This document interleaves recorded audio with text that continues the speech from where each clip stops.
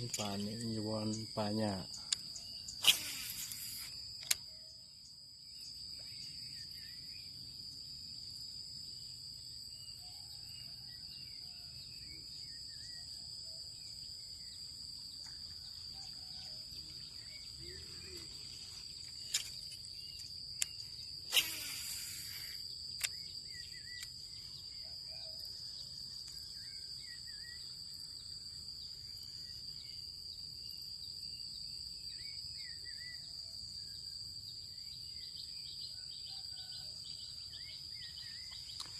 นี่ดันน้ำใสที่นี่ดันน้ำใส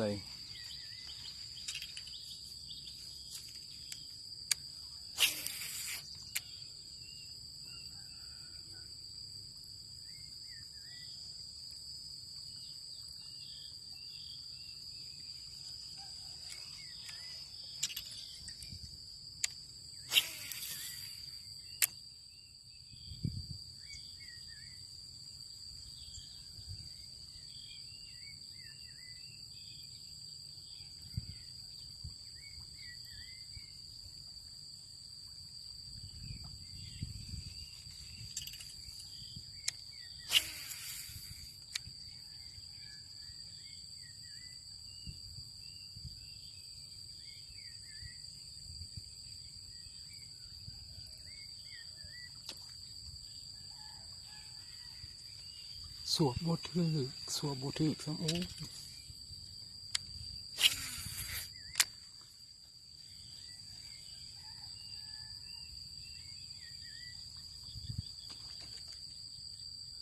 ถึกแล้วถึกแล้วถึกแล้ว